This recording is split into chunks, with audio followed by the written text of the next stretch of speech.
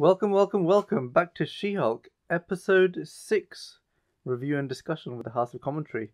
So, we last did episode 5 and our mid-season review. Now we're on episode 6, which is mean green and straightforward into these jeans. And I thought we were going to get our Daredevil episode this week. I really did. I tell you something. Last week's episode 5, was the nadir of any series. I mean, how low can you go? However, one solitary crumb was right at the end, in a horrible colour, be it may, we saw Daredevil's helmet in a box that has to go to its owner. And I said at the time, there needs to be some redemption here, because we have had to watch some pretty awful episodes. And I think the writers of this show don't know what the term redemption means. We expect some atonement with a great episode. We expect them to show some penance by actually understanding the bad episodes prior to what we've seen. We want to see some repentance from the writers to say, yeah, we're going to make this a great episode. Daredevil is here. And isn't it wonderful? You really got the thesaurus out on that one, didn't you? I tell you something. They need to pay. I want reparations. I mean, I want them to pay reparations. You've got better vocabulary than they do. This episode, honestly, it was, where do you start? Where do you start? The expectation was so high. Finally, after all the trailers, and it's not like they've been hiding this. So they released a Daredevil trailer after the last episode, didn't they? I'm not too sure if that episode did come out after the last one, but they were right at the beginning of the series. Before the beginning, everybody knew Daredevil is going to make an entrance. The single scene that I remember most is on a building, and it's an action type scene, and I thought, great, this is great. If that's going to be there, fine. We've been waiting for it. 5 episodes in. The last episode was bad. That was bad. I mean, they've all been bad. This episode, no, it was worse. I personally feel episode 5, if you ignore it, you haven't lost a single part of the thread of this story. That's how bad it was. And now we suddenly find ourselves with this episode, which is a shocker. It's a throwaway episode, isn't it? It's just a shocker. There's nothing to it.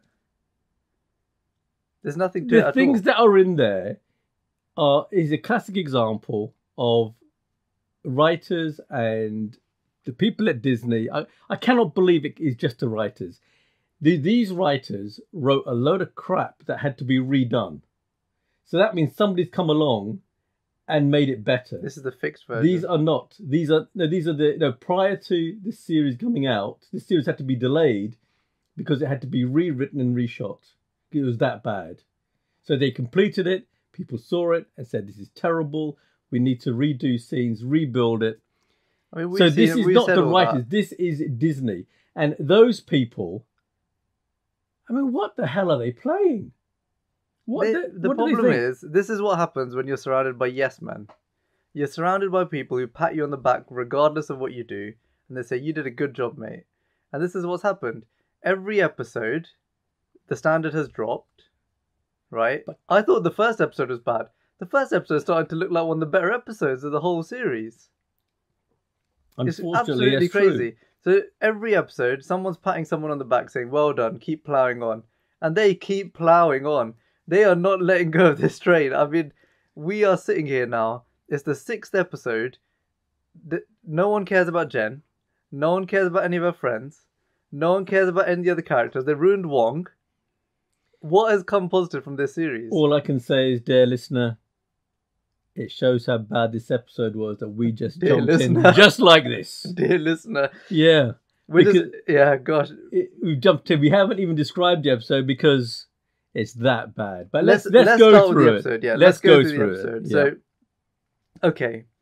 So at the beginning of every episode, there's always a recap, and they always choose a couple of scenes to let us know, what might be relevant in this episode. Hey, don't forget that thing because that's something that's important. Or you're a stupid listener / viewer, and we need to just remind you these things because there's no way you can remember them. So the ones that they've told us about this time, they've reminded us that someone tried to stab Jen. Yeah. Right.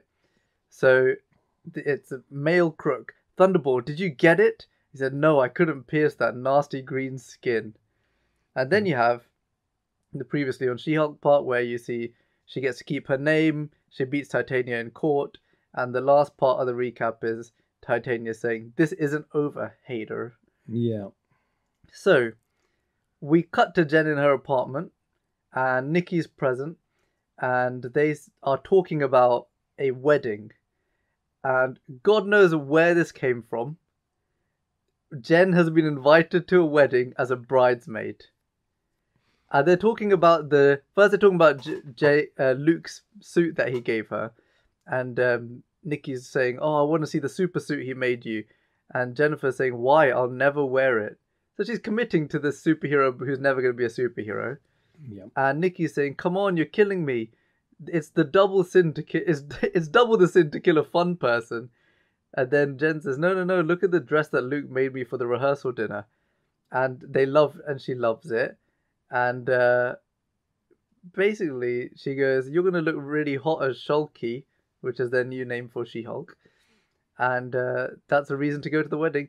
And she goes, yes, that's actually the reason I'm really excited to go. And then Nikki says, why does anyone have a wedding on a Thursday? Throwaway line, supposed to be funny. Do you find it funny? No, but we're missing something here. Remember there was that scene, I'm pretty sure it's near the beginning, where she gets a letter that opens up, and as it opens up, some confetti comes out, and then some glitter comes out, and all that sort of stuff. The invitation is to Jen. Yeah, that's the beginning of that scene. Yeah. Invitation is to Jen. Invitation, and that's really important. It's somebody that Jen knows throughout this entire series of episodes. Jen has been trying to say that she is different to She-Hulk, that she is her own person. And I certainly, when I saw that, I thought, okay, this is about Jen. Yeah. And then she says, they're trying to figure out, Nikki's trying to figure out who's invited her. And Jen says, oh, it's Lulu. She's an old friend from high school. She knows my whole family. My cousin Ched is DJing the wedding. So there's a link there. Yeah. She's got a bit of history with this person that we never heard of. Yeah. Which is fine because, we're learning something about her that we have not learned anything in the previous 5 episodes. And then Jen says, she says, yeah, but we gradually grew apart and we don't talk anymore. And then she says, why are you, Nikki, I think very fairly says, why are you a bridesmaid? And Jen says, because I think she just felt obligated to ask me. And I felt obligated to say yes, because how do you say no to being a bridesmaid? And Nikki says what everyone is saying, you just say no. No. Yeah. You just say no. And remember that, kids, just say no. So, then I think Jen says that I hate that Mallory has to pick up my slack at work because they're now friends, obviously. And Nikki says, just a divorce case. And Nikki says, it gives me the opportunity to work so much closer with Miss Mallory. So we know what the 2 lines are. Yeah. 2 lines in every episode. Yeah, every episode. So one line is going to be Jen go to the wedding. And one line is going to be Nikki working with Mallory. So then here comes the 4th wall break. Yes, it's a self-contained wedding episode. And if you think that's happening at an inconvenient time, you're right. And it is an inconvenient time because I wanted Daredevil in this episode. And I'm going to keep bringing it up because this was such a waste of an episode. My God. And also this other part of all weddings are inconvenient, which is what she was also talking about. You know what? That's not actually true. There might be that weddings are planned. They do. You kind of have to respect the bride and the groom, and this idea that the idea that she had that all weddings are inconvenient. I just thought that was pathetic. I really did. Yeah. And here's the other thing. So Jen, the next part, right? We've established what's happening in the episode. So the next part is Jen going to the wedding, and Jen goes as She-Hulk.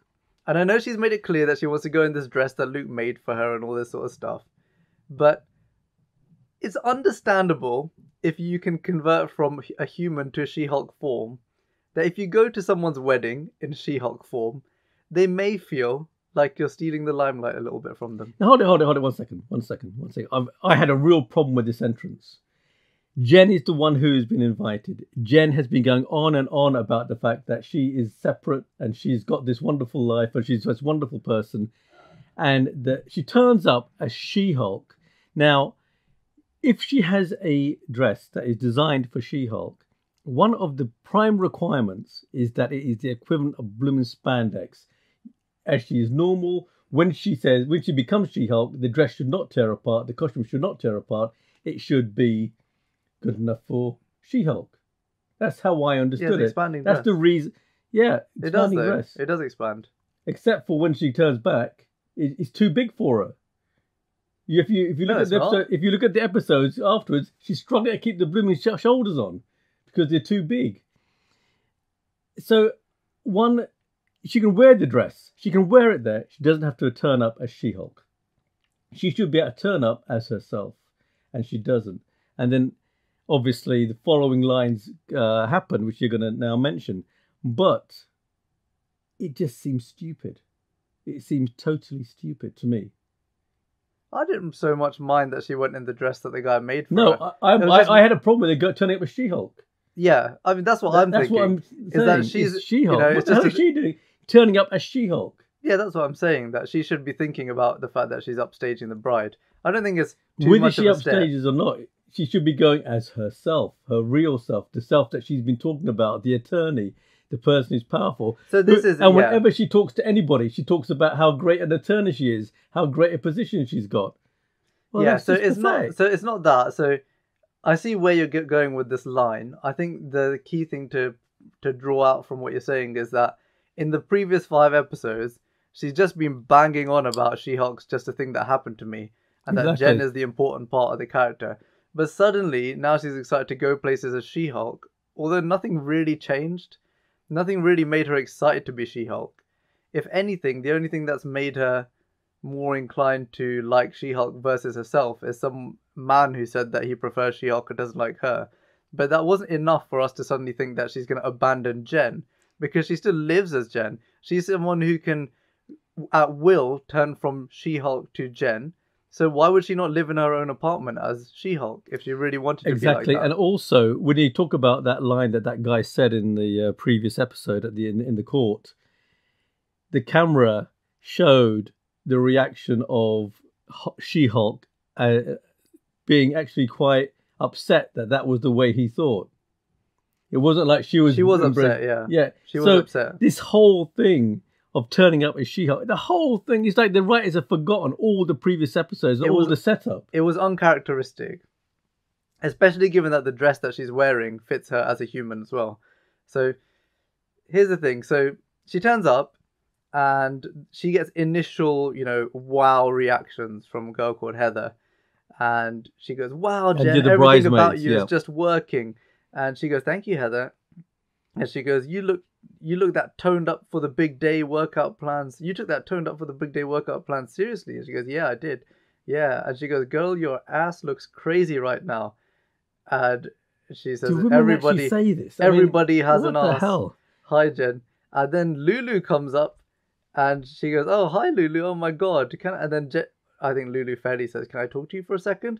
And then she says, I can't believe you're doing this. You're taking all the attention away from me with your this.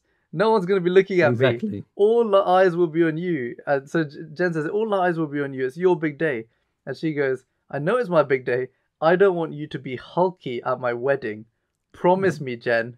Promise. Yeah, exactly. So what did we learn from this line? Jen's definitely going to break that promise later in the episode. It's so obvious. And also, what I took away from it, to be honest, what I took away from that little bit of that scene was that Jen is proving to be so naive, having tried to pretend that she is so clever.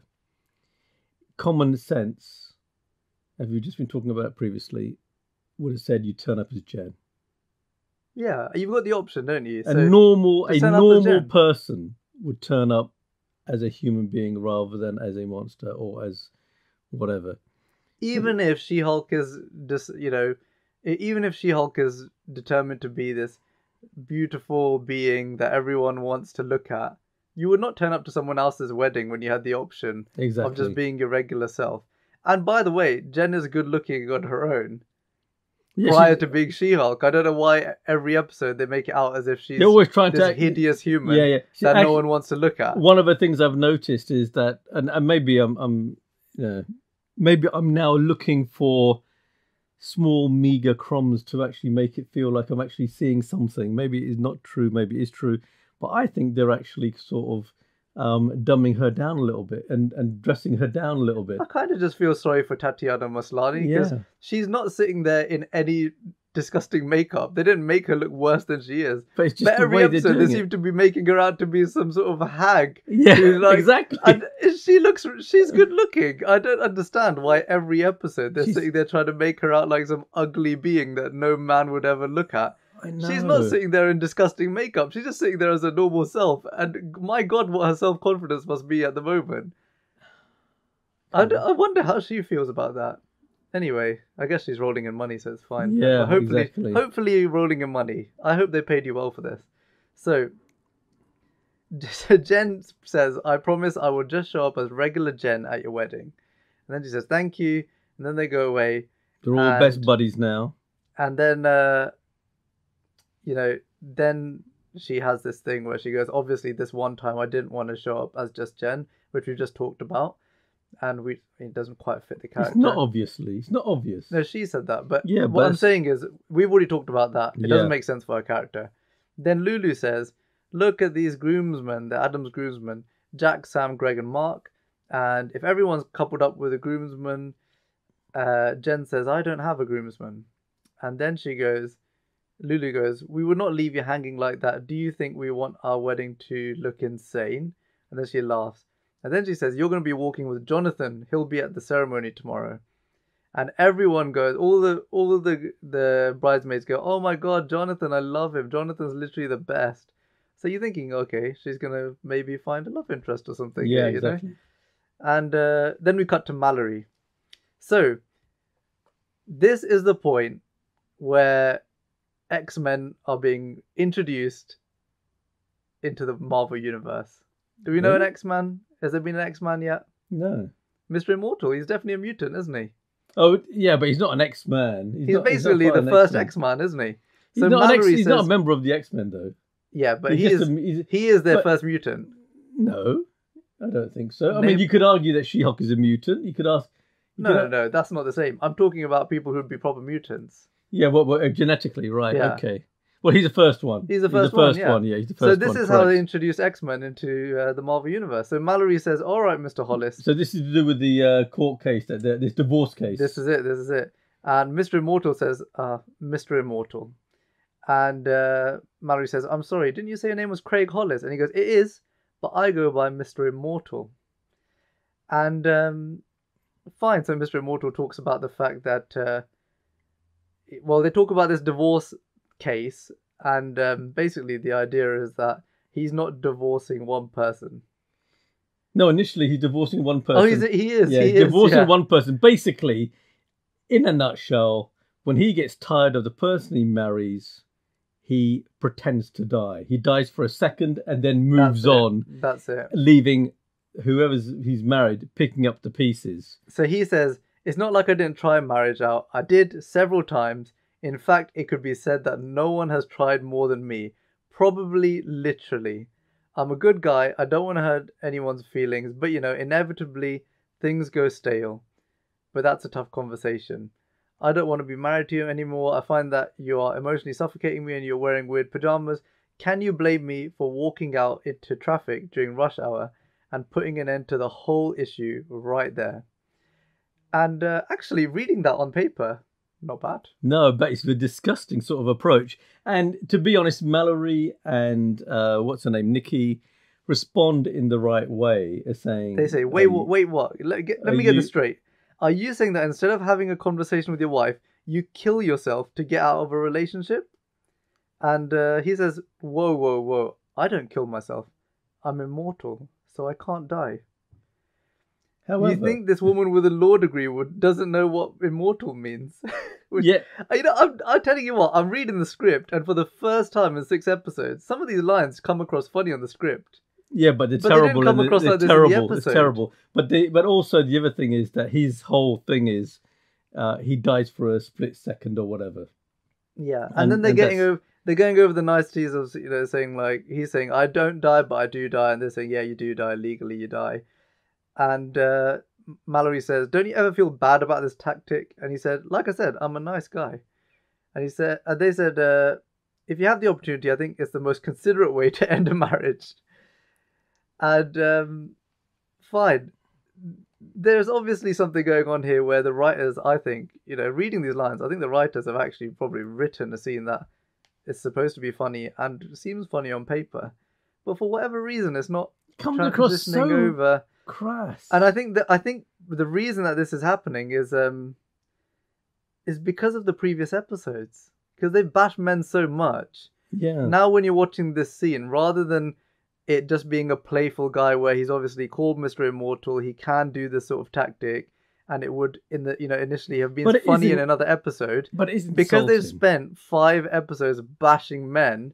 Now when you see men come in and they even make jokes, it's just you thinking, well, they're just sending a message that men are like this, that they avoid having open conversations. Yeah. They just leave marriages and women to themselves.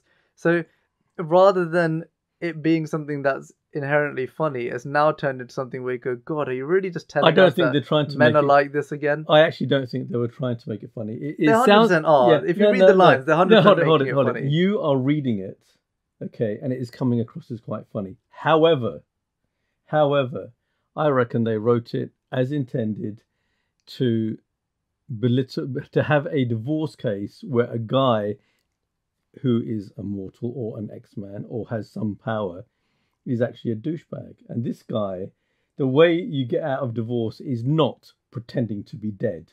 You don't just walk out, kill yourself, and then walk away, leaving people thinking you're dead. And I like the idea of I'd rather die though. But the thing is crazy. I'm giving them the credit that you're not giving them. I think they did try to make this funny. Having read the lines, I think that they are hitting as punchlines. But the thing is that it's just been, the whole thing's been marred by the previous episodes and how they've portrayed men.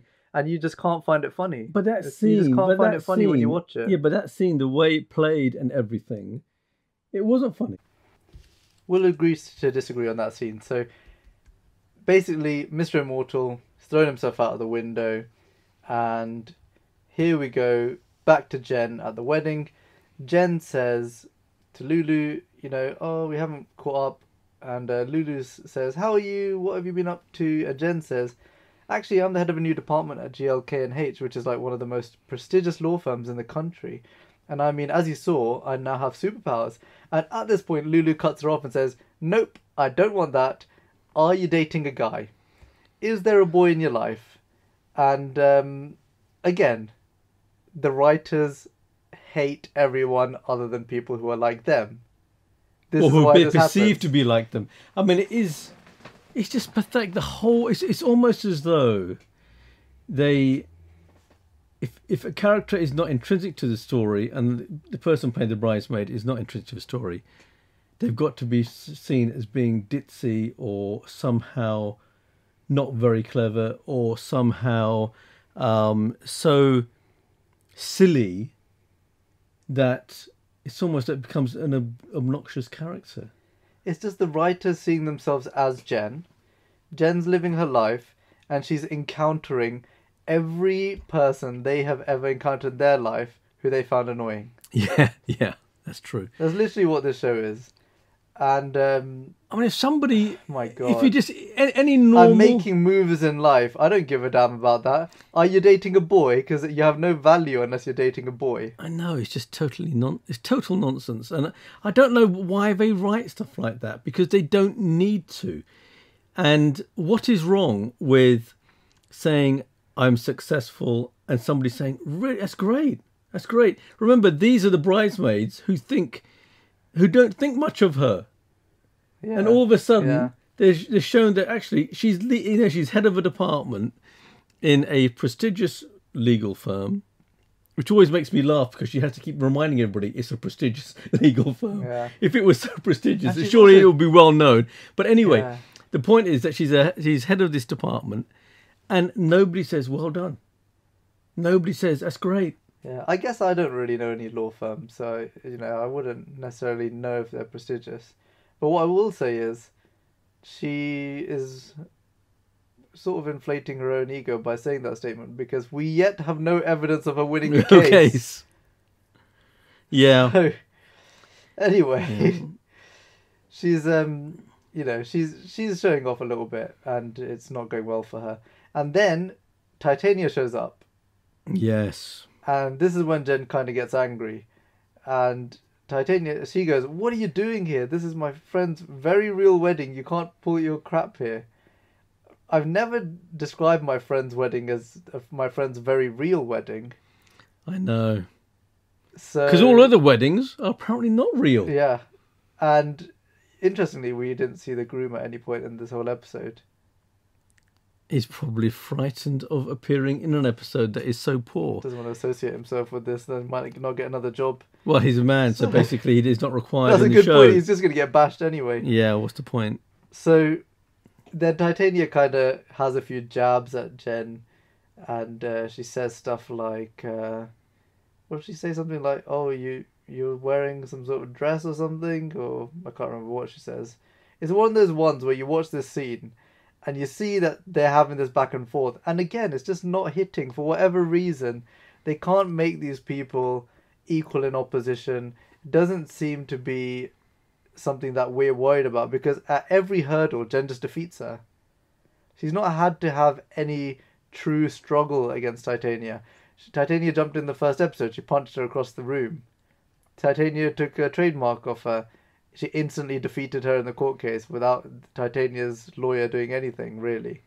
So it's never been a challenge for Jen, and having her here at the wedding didn't seem overly threatening, because you knew that Jen has the power to destroy her, and hence, why is this an issue? Why is this something that we should care about as viewers? I don't know. I think it was to. If they spent time fleshing it out and making Titania more menacing, or someone they had to really worry about. If Titania hurt an innocent person, if Titania had in any of the other episodes hurt an innocent person, then there would be something to fear. Yeah, but in this episode, I think the way they've done this particular scene is to remind people that she's not a good person. Because this is her appearance, and it's almost as though, it's Titania. Oh, who's Titania? Oh, right, okay. But she's not. It's not that she's not a good person. We just see her as an inconvenience now. We don't see her as a bad person. The way when you watch the scene, she has constructed an underhand way of getting involved in the wedding, purely to get at Jen. Yeah, but she's. Again, and that's a conniving. And who likes conniving people? Nobody likes conniving but in a way, the writers have written her in a way where she's not a sly person. She's conniving like a high school bully would be. She's not really threatening Jen in any way. This is the thing. So they could have spent time fleshing out this character and making her sinister. That would have required them to expect to have an episode that lasts more than 20 minutes. Yeah, but we have had so many examples in the past of TV series, films, where two people who are in opposition end up at an event. But they're forced to be formal at that event, even though they know. And there's an underlying element of... And there's a tension there. There's of a fear danger from the person yeah, on the exactly. good side. Agreed. Nothing here. Nothing like that. It didn't feel any sense that someone could get hurt at this wedding. And Jen getting angry It wasn't really getting angry. It's getting angry because you're here, not because you're going to do damage to anybody. Although that is what she was trying to say, and I think she may well have said something along those lines, but it didn't come across as something that was threatening. And maybe this is because somebody at Disney said, you know what, we need to make sure the 6-year-olds can watch this, so don't make it too threatening. So yeah, Lulu says, Titania wouldn't show up to my wedding trying to kill you or something. And Titania says, I'm just literally just here to celebrate the love of Lulu and her groom. And Lulu says, that's so sweet. So then we cut over to Jen on the bench, and she's eating some peanuts of some sort, and enter Josh. And Josh is a guy who, in this episode, is pitched as somewhat of a love interest. He's one of the other groomsmen, and he's on the groom's side. I don't know if he's definitely a groomsman, actually. I don't know, but he's on the groom's side. We know he's been invited by the groom. That's it. To attend. And Jen says, did you get a +1? And he says, see, my plan was to strike up a very normal conversation with a beautiful woman, stuffing her face with candied nuts, which is his kind of he's taken pick-up I like to you. Her, yeah, exactly. letting her know he's interested. And at that point, Lulu comes out to see Jen on the bench and see Josh there. And she says, half the staff is quitting because of how I'm treating them. This is such a terrible line. Could you help me clean up around here, straighten up, take some of these empties, tidy up? I could use your help. The writers probably thought that was incredibly funny. However, it wasn't. It's just Jen being picked on again. Again, yeah. And also, it could have been funny if they had said, if they made the character say something along the lines of, all I did was ask them to do this, and they seemed to object. And it should be something that we would all object to doing, but she's so ditzy because basically she's trying to play a ditzy that she doesn't realise it. There could have been a number of ways of saying that without her saying, make us feel for a character. Yeah, just make us feel. This is all we really want as viewers is to feel something. Really, that's why we watch shows, that's why we watch television, cinema, listen to music. Art is there to evoke some sort of feeling, and you could have easily had her come out in tears and say, I booked someone and they can't turn up. I booked the caterer and he can't turn up. Yeah, it would have been easier to do something like that, yeah. and everyone would have identified and said, you know what, the worst things to happen on your wedding day is you think everything's going to go perfectly, but then someone who's responsible for a big part of the wedding can't make it. Imagine your photographer didn't show up. I'm going to imagine if I'm thinking really bad thoughts in terms of how to make this funny. But can you imagine if you came out and said, those Mexicans I hired, the police have come along and said they're illegal immigrants, and now I've got no staff. They would have been just as racist as the flipping all I'm Alonzo guy. Yeah, exactly. But the point is, you can do something that is funny. And but it doesn't even have to be funny. Humor. What I'm saying is, it doesn't have to be funny. It doesn't have to be. But that's why I'm saying if you bring out a bride, even if Jen doesn't like this lady, if she comes out and says, my wedding's falling to pieces because this person who I booked can't show up, you would have been interested. You would have said, Jen's got a chance here to help someone genuinely. And also it would appeal to the human side of Jen. Jen as a character. And it would have been good. Develop the character. It would just help us feel for Jen and say, you know what, you're in a hard place. You don't really care about this person, but you're doing something good. You're doing something to benefit them and help them. Yeah. And then when it would also make up for the fact that she turned up as She-Hulk and was totally stupid. And also, one of the things that I did think was that maybe that line that Titania said, where I'm here for the groom and the bride. That is something that should have actually been said by Jen when she said, I promise, I'm only here for you and the groom. And it could sort of start developing a side to her that we can warm to in the right way. Exactly. And sometimes it's okay to show Jen go through a hard time. This is one of the few opportunities where you can keep Jen as a perfect character and make her go through some hard things, right, that she doesn't like doing, but she's doing because she knows it will make someone else's life better. That's correct. And you can say something like, She comes out, she says, my wedding's falling to pieces, this person's not showed up, can you help? And then throughout the rest of the episode, the bridesmaids, they can continue to pick on Jen, and they can make her do all these extra things, and Jen can get frustrated, and even at the end of the episode, when the wedding happens, they can give Titania all the praise, right? Yeah. And they can say, oh, we're so glad that Titania came and helped and did everything, and Jen doesn't get anything I think for whatever she does. I think someone at Disney's looking at that and saying, isn't that film called Cinderella? Cinderella, yeah. Where's the glass shoe? We just need that. But this is the thing. So Jen, she goes through that in the episode, and you can feel that even at the end when she's looking at the bride and they're happy together, she goes, "No, at least they are happy." Yeah, exactly. I mean, it could have gone so much better rather than what they did. To do. Yeah, it doesn't take a lot of brains. But again, writers just so short-sighted. These people are just trying to get a joke in every 5 seconds, and it just means all the jokes don't work when you're trying to hit us with lines like this. Every 5 seconds, they're not trying. They've got a line. They're attempting something that Let's fails. see if this works. Let's see if this works. Let's see if this works. The problem is your hit rate's so low. None of them are hitting anymore. It's a bit like throwing mud at a wall and hoping it sticks. I mean, it's basically how they're writing the script. It's like jumping out of the window. Like it just that's the only thing that I connected with, because I just want to get out of this as well. You know, it's strange because we're making our own jokes as we're talking. So now we move back to our B line. So we're back to Mr. Immortal, the guy who jumped out the window, and we're in the office, and we've got Mallory and Nikki, and here we go. We've got a bunch of people who are known to Mr. Immortal, and it seems like his ex-partners, husbands, wives, have seen something, and they've shown up in this room.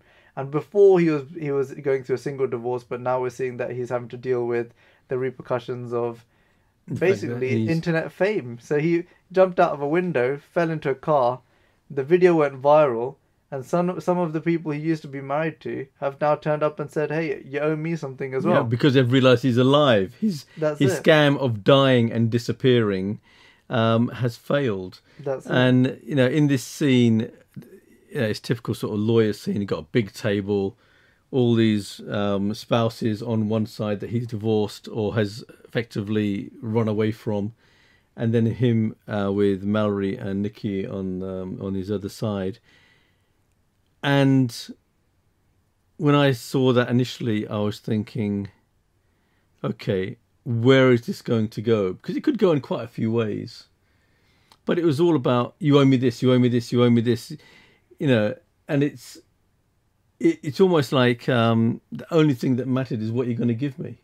And I felt they came back to get something. I felt they seem aggrieved. They could have of course they're aggrieved. Some of these guys, they come back and they say the stuff they say something. So they say like, he left me with $75,000 of debt. He left me to raise a child on my own. I spent $10,000 on a funeral for him, and all sorts of stuff. So the question that Mallory asked is, how did you all end up in this room? Which I think is a fair point to ask. Yeah.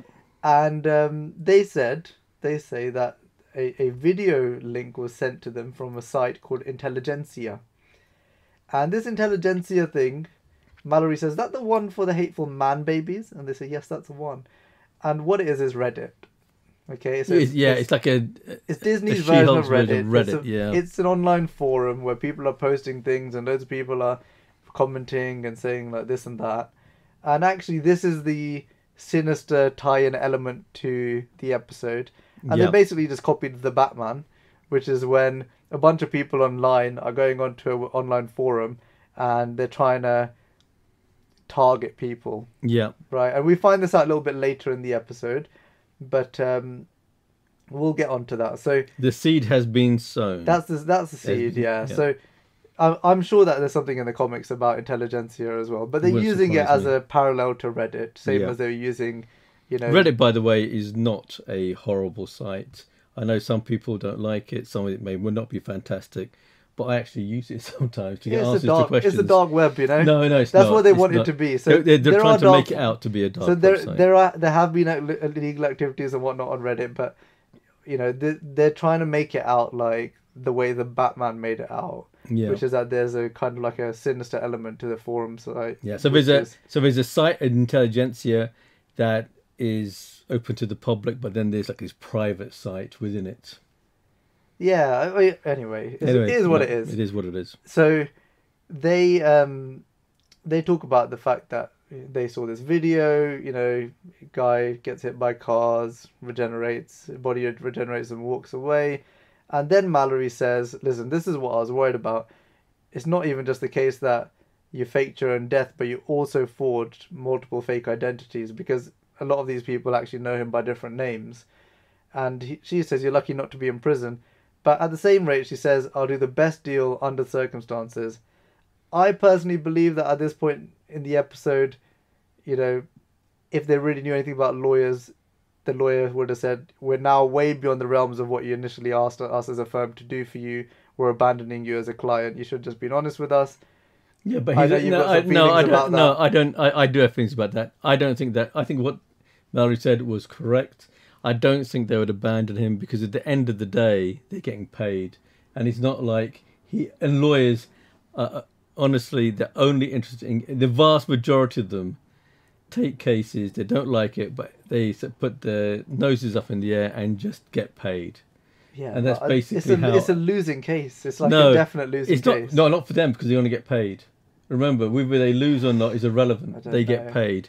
And also, this is, as you mentioned earlier, the first X-Men, a genetic mutant to actually appear in the series. So, they weren't gonna let it go. I think there could have been so much better stuff. Of course, I'm sure. But, I've no doubt about that. At the end of the day, like we can disagree on that.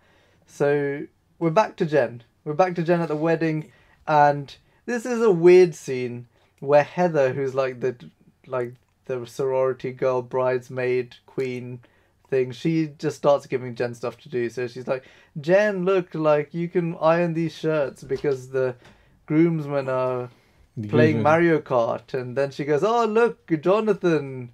So Lulu brings Jonathan in, who's the groomsman, groom's dog. Yeah, so the plus one, Jen's plus one turns out to be a little Chihuahua type dog. He's a little dog that looks like he's broken, and they said, "Oh, he's so brave. We had to resuscitate him this morning," which is awful. And I mean, my God, it's just I don't understand why this was a scene, because this scene happened, and then we went straight back to the boardroom again. I know, and it's a pathetic. It's trying to belittle Jen, obviously, but she's already been belittled. How much? We got the dishes thing, we understood. I genuinely believe they kept this scene in as a filler, because otherwise this episode would have been less than 20 minutes. It would have been under 20 minutes. We're talking about an episode that I think was about 37 minutes. Almost a quarter of it wasn't the episode. A quarter of it is titles. If you think about it, if you cut this whole scene we just talked about out of this episode, the previous scene where they're talking with Mallory and Mr. Immortal, it actually just flows on to the next scene. Yeah. And there doesn't need to be any break, because Mr. Immortal turns around and he says, "Ladies, Sebastian, how about this? I still have all of those Apple shares I bought in 1981, plus all the gold left to me by my first wife, Baroness Cromwell. How about we split it evenly 8 ways and call it a day?" And that literally just seamlessly transitions from the last scene that they had. They didn't need to have this break with Jen being, picked on by the bridesmaids yet again. And we don't need to be reminded that Jen is still existing within this particular episode. It's a completely, like so many other scenes in this series, it is unnecessary. It's a filler scene of the worst kind, because it tells you, not only does it tell you nothing, it is in itself a complete nothing type scene. Yeah, it's a nothing episode, if I'm honest. So here we go. So he pitches this idea that they're going to split things evenly. Everyone can go their own way. He's going to pay them all off. And then comes what would have been an interesting part, where each of the different ex-spouses, says, "Oh, actually, why are we getting the same amount? Because we've gone through different things." And one of them says, "We were married for 18 years. She was only married for 3 years. Yeah. Why should we get the same amount?" The other one says, "Well, I had a kid with him. Why should I be punished?" And then someone says, "Why should I be punished for her mistake?" And then they talk about, "Oh, my son's not a mistake. Yeah, you." So basically they're saying they haven't had equal experiences, and therefore the money should be allocated in a way of recognizing how long somebody was married to him, etc., etc. And that was fine. I personally had no problem with that. And this is when Nikki comes into her... No, you'd think that. We go back to Jen. Oh, God, I forgot. Go back to Jen. I mean, this is just so stupid. Why are you chopping and changing so much? Let us see a bit of... Let's see a bit more of what's going on. You know, rather than you keep chopping and changing, it just disrupts the flow of the whole episode. Yeah. Now we're back, at the wedding, and Ched is the DJ. So it's your boy DJ in Chedible Hulk. Yeah. I really hope he turns into a Hulk now. And if he does, I will stop watching this series altogether, because my God, it would. I shouldn't be able to call everything that happens. But if he turns into the opposing Hulk, that they're definitely going to make another Hulk at the end of the season, because that's literally what they're trying to do. That would be so sad. So he says, "Let's get it started." They're starting to do all these sort of like dance and whatnot, and then Jen goes to the bar, and it's a bar where you have to pay for your drinks.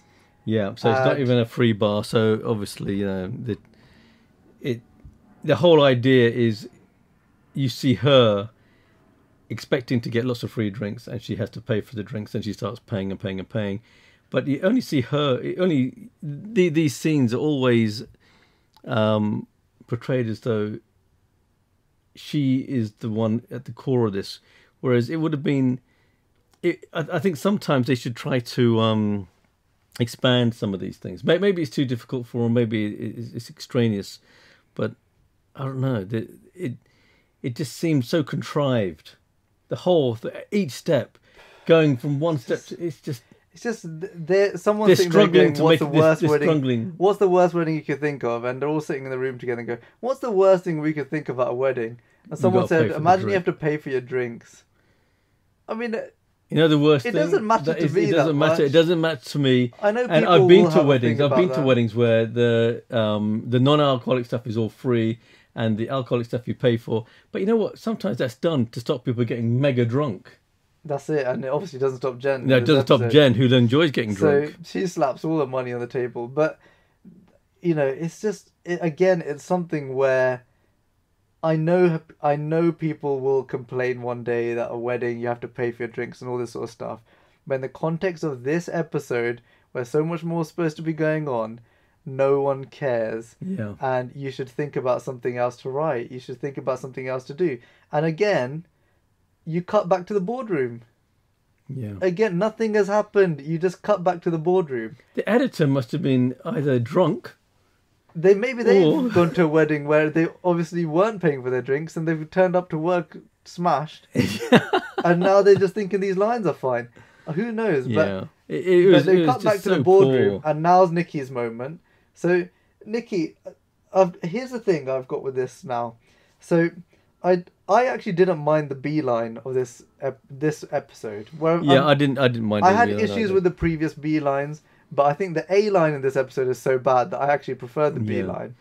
But that's the reason, because the A line was so poor. So we go back to the B line, and Nikki she's kind of sitting on the desk. I think she's on the table. Yeah, she's sitting on the table. Yeah, and the strange thing is we just have to bear in mind that Mr. Incredible has just offered all these guys shares in Apple.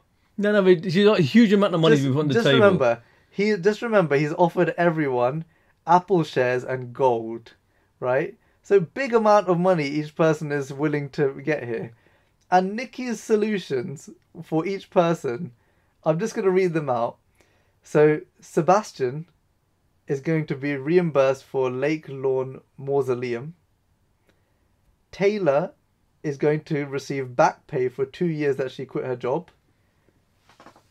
Cheryl, she's getting cash money. Amy is going to get a sincere apology with meaningful eye contact, lasting 15 seconds. I know. What? I know. If you had to pick between Apple shares and gold, 15 seconds of eye contact while he says I'm sorry. I must admit, when I watched that scene, I considered these things to be in addition. These are things that there's a baseline that each one gets, and then these are additional things. It can't be, because one of them got cash money. Yeah, that's fine. But they should all be getting cash money. They should all be getting whatever. Yeah, I don't dispute that. But this again, this whole... And then they even upped, and the way to make it, to sweeten the deal is, for Amy is, you know what, instead of 15, we'll give you 20 seconds of eye contact. I know. It's so pathetic. It's so pathetic. If the guy was prepared to kill himself to get away from her, do you think they'll have a problem with saying, right, look at, I apologise, I look into your eyes for 20 seconds and then it's goodbye? I mean, it's just... If these writers really have no clue as to what is humorous and how to connect the dots in the story. Yeah. That's basically where the problem is. And the thing is Mallory then goes to Nikki and goes, Miss Ramos, unconventional and excellent. I know. And it's just like, I don't understand. You're not really a problem solver by doing these things. It doesn't show me that you are suddenly a problem solver who's fixing things in interesting ways. You're just asking each person what they want. I know. She didn't think about those things for those people. She just said, what do you want? She just provided the tick list. And they said, we'll do that, we'll do that. And you said, yeah, fine. And the fact that a lawyer themselves described that as unconventional and excellent suggests that Mallory's not as good as we thought she was. I don't know. It's just trying to big up Nikki. That's all it is. It's a girl power thing. Yeah. It's like, girl power, look at us together. We're both amazing. We've fixed this whole scenario with this idiot man. And there we go. That's the B plot, which I thought was interesting and ended up being a terrible car crash. And that was, I mean, obviously there was a scene afterwards. But... Back to Jen. Jen's on the phone and she's trying to contact Bruce. She says, I've been trying to get hold of you for weeks, months or days or whatever. Call me back, you ding-dong. And here again... Please just specify how long it's been, guys, because we don't know what the timeline is with the episodes. There is no concept of timeline, and there's no concept. Yeah, it's really poor. When you say I've been trying to get a hold of you for weeks, months, or days, or whatever, I'm really wondering: is it weeks, months, days, or whatever? Yeah, exactly. Did she become She-Hulk a week ago, 5 days ago? No, it's so poor. It's so poor. I almost wonder if that line was written because they didn't know where this episode would fall in the order of episodes. That's also true. And as a result, they couldn't firmly say whether it had been weeks, months, or days. In fact, that is a really good point, because the episode, the way it's been done, it could have appeared 2 episodes earlier or wherever. It could have been a follow-up to the trade dispute, with the trademark dispute.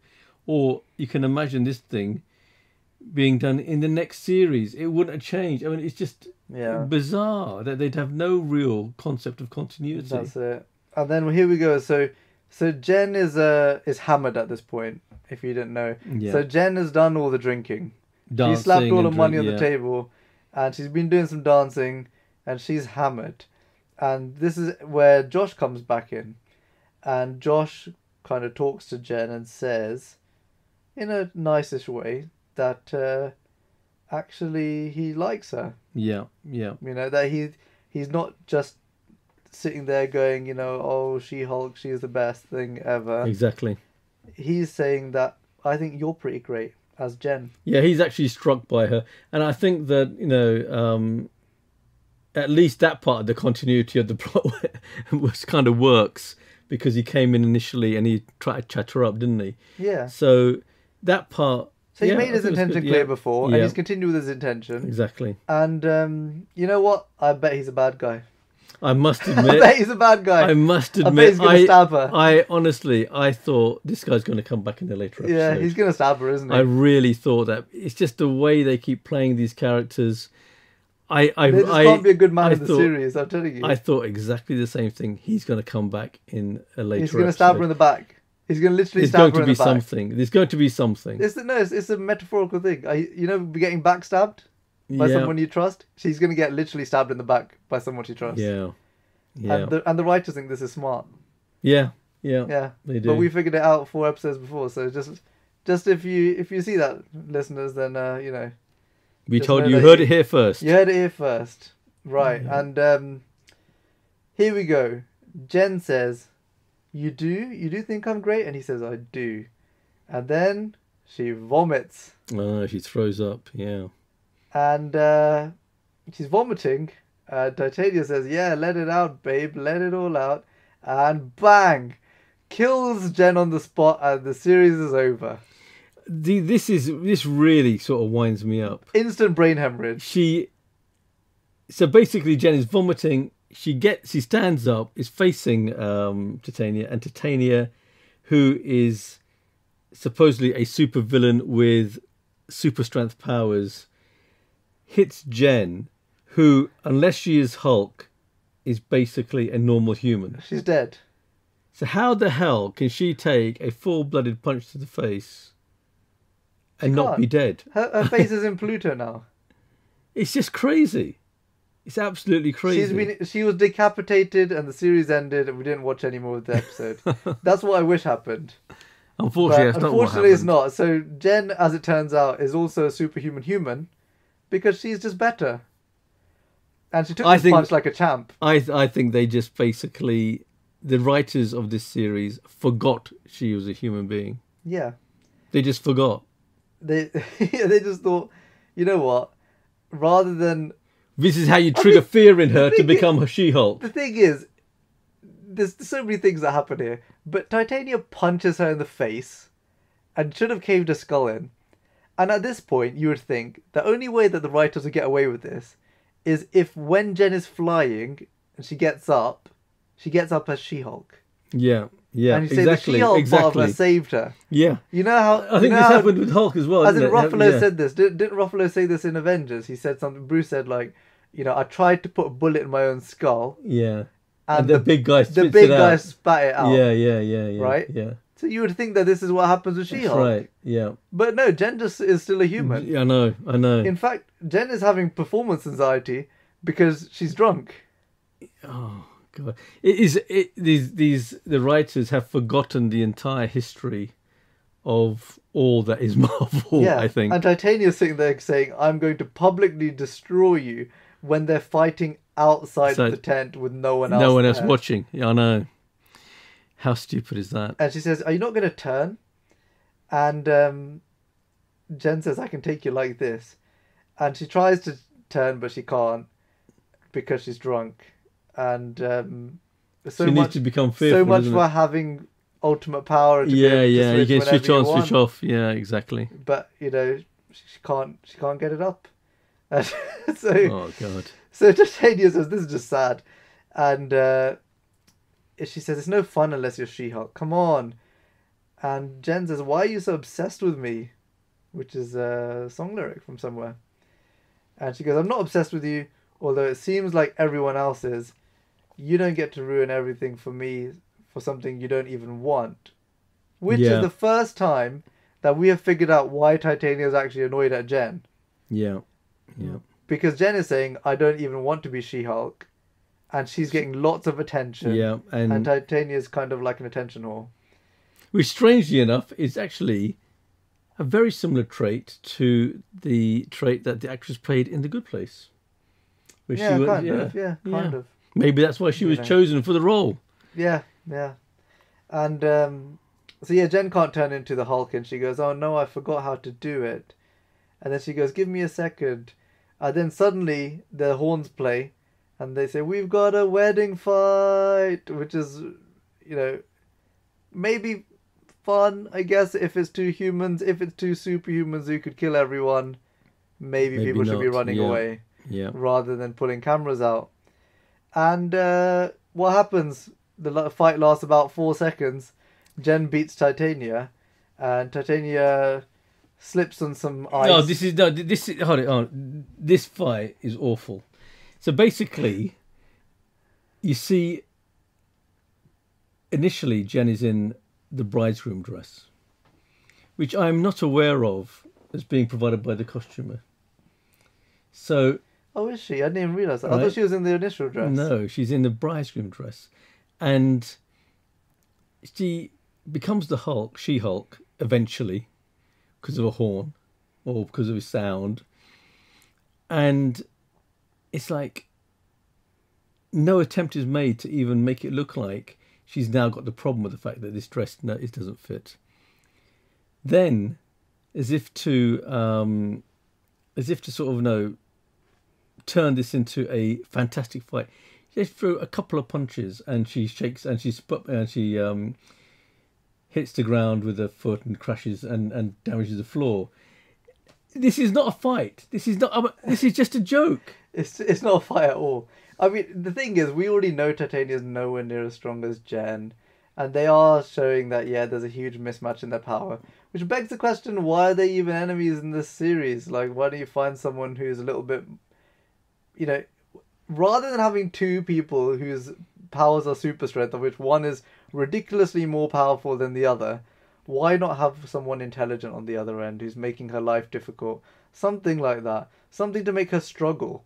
But there is no struggle. As soon as she actually becomes She-Hulk, she instantly beats Titania, which then begs the question, why did Titania not beat her up when she was Jen and she couldn't turn herself into She-Hulk? And then I guess the answer is because she did beat her up and nothing happened. Yeah, exactly. And then the worst thing that I think I've seen in any superhero series with a supervillain, this charging individual with remarkable powers who can smash a She-Hulk across the floor. She smashed through the wall of a courthouse. Yeah. Slips, touches her face on the ground. Her face hits the ground and she breaks a tooth. She breaks her veneers. Veneers being the top part. The fake teeth, yeah. Yeah. And the veneers are gone, and then suddenly you see that Titania's got all these disgusting teeth underneath. Yeah. And it's like, oh my God, you broke my veneers. And that's it. And then everyone starts filming her, and she starts getting angry at everyone filming. She goes, you think this is funny? Are you showing your 11 followers on Instagram? And then she says, this wedding sucks. I mean, this is the climax. You would think that if there was any reason to get really angry with She-Hulk, it would be then. Yeah. And then Lulu walks in, and Lulu, who's told her, please don't turn into She-Hulk, looks at her, and you would think, again, this is an opportunity for her to go, you've destroyed my wedding. Yeah. And Jen to get sad. And then, but Jen apologizes. Some form of character arc can ensue from this point. Yeah. When she's actually realised that, you know what? By me turning into She-Hulk, even when I think I'm doing the right thing, I'm hurting people. Yeah. Something interesting. This goes back to what... But no, Jen is perfect, and as a result, Lulu, who's drunk, says, oh my God, She-Hulk's at my wedding? I love you so much, I'm a fan. And Jen just gets off with it. Yeah. Oh, you got a big boob and all this sort of stuff is what she says. I mean, it's just... There are, at the beginning, in the first episode... The Bruce Banner character, played by Mark Ruffalo, highlighted that you can hurt people around you. That in trying to do some good things, maybe they don't turn out quite the way you expect. It's almost as though they've forgotten that was even hinted at. And this was a classic... This is a point in the series where they could have said, right, okay, this is the one incident where she realises that she's got to be a bit more, not just responsible, but aware of the surroundings and aware of what she can and cannot do. Exactly. And how to then handle those situations. But no, none of that. It's just like, now it's almost as though whatever she does is perfect. Yeah. And you would think, remember Bruce said to her that she has to be careful because she's a danger not to herself but others. She has to be careful of just how much force she uses when she's doing things. Yeah. But no, she gets let off with everything. This character does not ever do anything disproportionately, which you would think would be the one of the biggest things that she'd be susceptible to doing. Yeah. When she's been handed superpower in the form of super strength that she hasn't, practiced much. You would think that maybe even as She-Hulk, if she's opening a door, she might accidentally break the door handle off, or something like exactly. that. Or if she's going to hit somebody, if she's going to hit, like she hits Titania, maybe Titania ends up, hitting her brother who breaks a leg or something. Exactly. Yeah. The consequences got to be there. I would have preferred at this point that they've just completely subverted all opinions and went from a light show to a completely dark show, and she accidentally killed Titania by punching her. Yeah. You know, Yeah. I would have actually preferred that, because it would have just been so much more interesting. And what a journey she'd have to go on to learn the fact that, again, to paraphrase the Spider-Man phrase, with great power comes great responsibility. But Yeah. she's not needed any responsibility at this point. She just has great power, and she just seems to be perfect with it. Anyway, back to Mallory.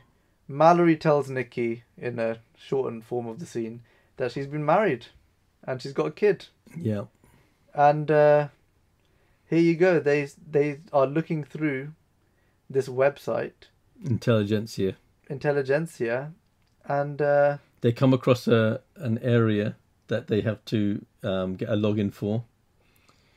They get the login quite easily, which is a bit stupid, you know.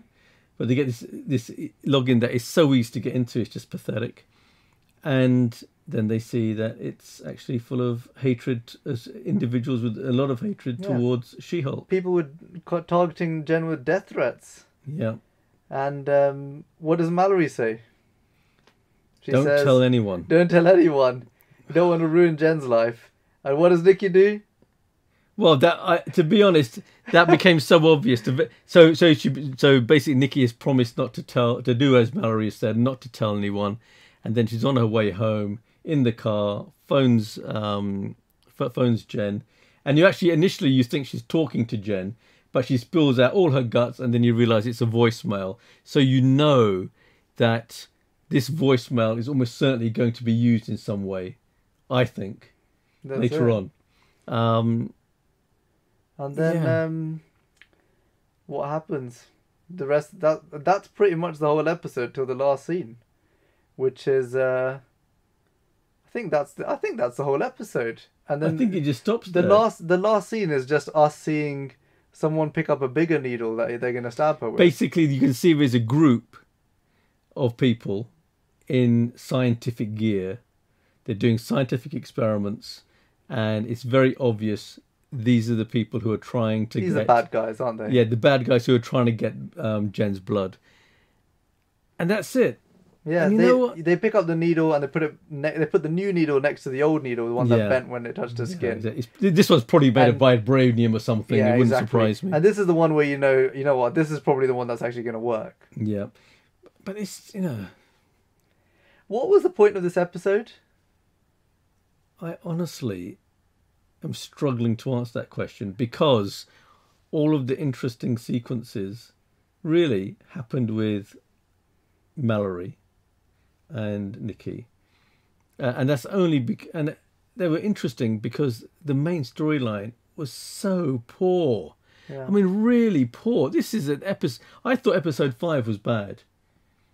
This episode really made me angry.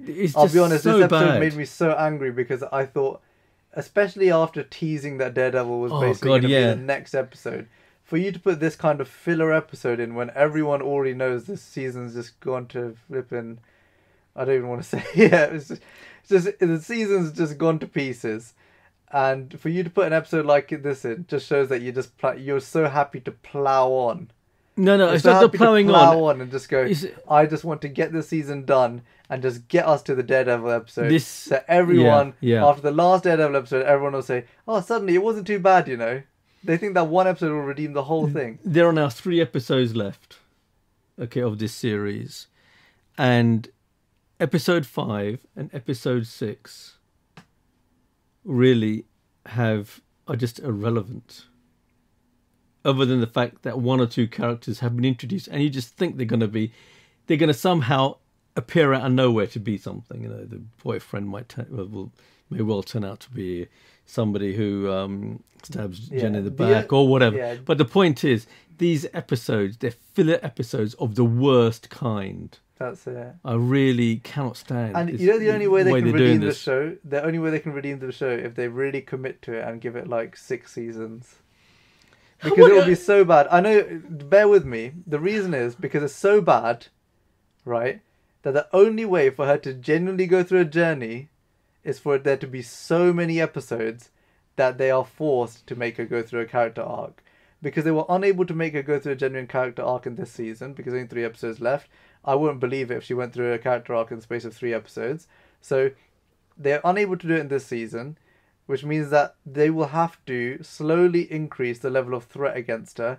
It's possible that we get to episode 9 in this series and she still hasn't saved a single person. No, Just remember, we are 6 episodes in. She has not even saved a single person. She has not won a single court case. Yeah, but I think that I would disagree with one thing. I think that they have plenty of time. I mean, you think about it. 3 episodes, 60 minutes maybe of screen time. You can put in some action. You can put in... Daredevil is obviously going to be there somewhere. I think Hulk will also come back. So there are things that can be done. But the question is, will the wait have been worth it? No, it won't. And I'm struggling to see how it's it about worth it. Jen.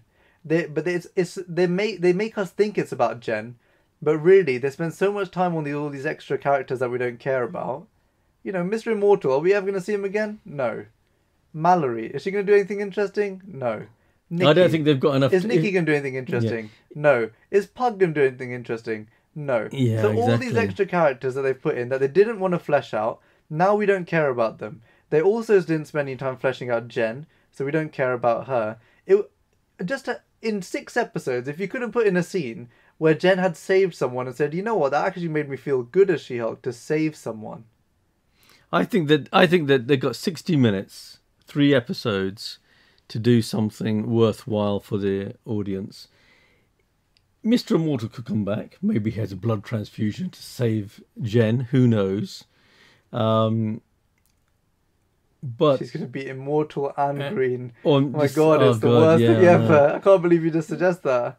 It wouldn't surprise me. It wouldn't even surprise me. We're going to get 20 seasons of She-Hulk. It wouldn't surprise me at all. You know, I personally think they're going to throw in another character they haven't talked about, they haven't hinted at. It will suddenly appear, and that will be wow, aren't we fantastic? We're looking after you. I mean, you might suddenly find Captain America, who they've been dissing in the first episode, suddenly turns up. It'll be like or Kingpin. It'll be Hawkeye. It'll be Kingpin and Hawkeye, where we didn't know he was coming. Yeah, it could be. Or maybe Echo. There'll be something. And I still think we'll end up saying, so what?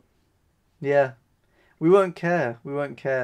And you know the sad thing is... We want to care. We almost know that She-Hulk is going to be incorporated into some form of the Avengers in the coming phase of Marvel. So this series is supposed to escalate her to a point that we care enough that when she goes onto the big screen, we know her well. But I just don't see it. And I think they need so many more episodes. This whole phase of Marvel has been rubbish. And this series, honestly... Can you honestly see her on a level of... I'm trying to even think of a small hero. Honestly. Like, can you think of her on a level of like Star-Lord or Ant-Man? Yeah, even Ant-Man. Ant-Man, yeah, no, Ant-Man is 1,000 times better.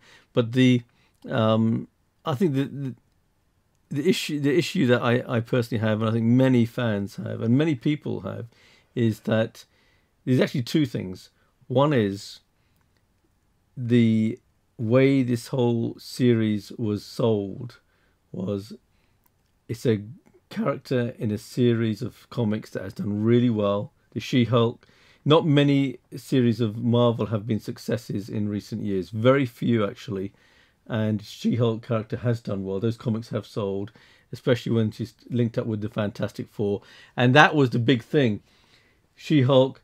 We saw Fantastic Four in Doctor Strange in the multiverse, in the multiverse. Yeah. So there's this expectation. Well, maybe this is how we get Reed Richards in, and maybe that's what will happen. But the series of comics was very successful, so it leaves a great expectation that will be how they'll tie some things in.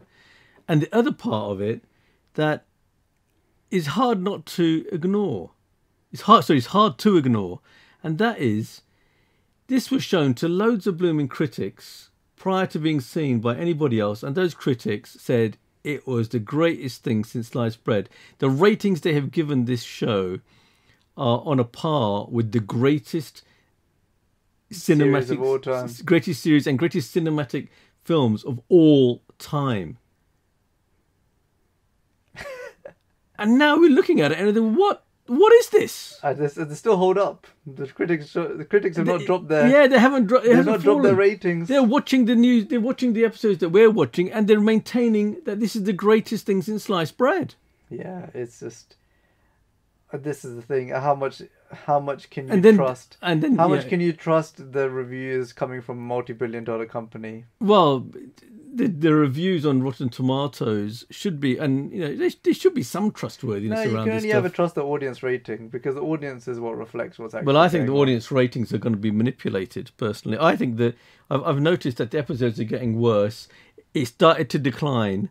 And now Rotten Tomatoes seems to be stuck at 38%. Yeah, it's and I am pretty sure 38 is pretty bad. Yeah, but I'm pretty sure that actually they're doing something that's manipulating that number to keep it higher. I actually think the only reason it's not going further down is because people have stopped watching, so they're not rating it anymore. That's also possible, because that is. I would be really interested to know what the viewing figures are from episode 1 all the way to episode 6. Well, what we do know is that. In the last week or so, there was a leak from someone at Disney, in which the implication was that this show was the worst show that they've ever had in terms of ratings. Which, to be honest, not surprising at all. It doesn't surprise me. Having said that, I haven't seen Miss Marvel. I am actually tempted now to watch Miss Marvel, simply to see, was it better than this. The reason that I didn't see Miss Marvel was I really did not like. It didn't appeal to us. It wasn't just that. It was the way it was portrayed. No, it was aimed at people of, who are brown skinned and Muslim and all that sort of stuff. And I don't want to be attracted on that basis. I want to be attracted on the fact that it's a great film. It's a great series. It appeals to all of us who enjoy watching superhero movies and series. There's nothing wrong with there's nothing wrong at all with having a series of someone who's got from an ethnic minority background with a rich history and all this sort of stuff. But again, we shouldn't be, what's the word? We shouldn't be told that we have to watch something just because it's giving equal opportunities to people from ethnic minority backgrounds. Just make it an interesting story. Exactly. If you'd make it a great story, I mean, if she had a great story, we'd be loving it. Story. Same with if it was someone with a white background. I wouldn't be sitting here going, "Oh, I'm just watching because they're white." I watch series because they have good stories. Exactly. And if you stop having a good story, then I'll stop being interested in your series. Expect us to pan you. So Miss Marvel, I think it didn't appeal to me from the trailer because it felt a bit kiddie. Oh God, yeah. So that's the only reason I didn't really get into it. Were really poor. I didn't really look into what was going on too much in the series. I may give it a chance in the future, but obviously there's other things out. Cobra Kai, I want to see that. Yeah. Andor, I want to see that. So, I'll put it on a back burner. The other reason, Marvel's not been too great with their series that they're bringing out, and when they bring out a character that I've never heard of, who seems sort of just like a fan of Captain Marvel and just going through her own high school stuff, it's not really something that appeals to me. But who knows? In the future, maybe I'll have a look at it. Exactly. But at the moment, I have no reason to look at it because they can't even satisfy me with a character that I like, and they seem to be destroying that character. So let's wrap this up. Are we going to rate this one? Or is it just so bad it's not 1 worth? to 10? No, this 1 to 10 is too much. I think that we've got to do... let's not rate it with a number. We've got to rate it with something else. Okay. So how about we rate it with... vegetables. Did we not do vegetables? What did we do last time? We haven't done vegetables. No, last time we did numbers and letters. Numbers and letters. Okay. Favorite, vegetables or a culinary delight or not so delightful thing. So food. Food, yes, food. Culinary delight, food. Yeah. Okay, I actually do not like. I don't like. She-Hulk. So you don't like She-Hulk. I'm not a fan of papaya. Okay. So this is papaya. And I do really enjoy Manchurian and all those sort of dishes. This is I would have papaya rather than watch this. This is how bad I thought this was. I really found myself I was offended by this episode. In the I sense that their expectation was so high because Daredevil was shown as a link, and then you got to deal with this. So that's my view on it. That's my view. How about you? What? So we're doing a scale of food. Food, yeah. We're on personal. What do you like? What do you don't like? And then where is it between? This is okay. Things that I like: pizza. I like pizza. Yeah, we all like pizza. Yeah. What don't I like? Thing is, I'm not a picky eater. Things that I don't like are things that... You're not a great fan of porridge. I like a bit of porridge, Do you? I like a bit of porridge with strawberry and whatnot. I'm talking about just straight porridge. See, you don't like straight porridge. You need to have something in it. I honestly, I don't know on a scale of food. It's very hard because I'm not a picky eater.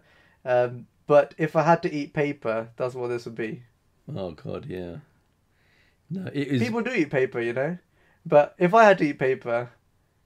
Like rice paper or I'd be happy to eat paper instead of watch this. It's that bad. It's that bad. It's the worst episode. And ideally, I'd be eating their scripts because then they wouldn't be able to write more episodes.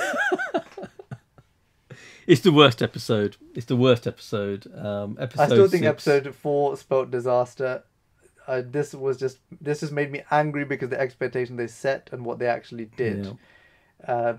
That's the reason why. That's why I said the expectation was actually not necessarily off the scale or anything, but when you have 5 relatively poor episodes, but the expectation is when you show me the Daredevil helmet and you do something like this, it's game over for you. It's game over. It's wrong. So let's leave it there. Thank you to anyone who is still listening. Gosh, what a ride this has been. And we're going to continue. We're going to ride out for the whole series. 3 more episodes to go. 3 more episodes. So, if you like what we're doing, comment, like, subscribe, and we'll see you in the next one. Bye. Bye.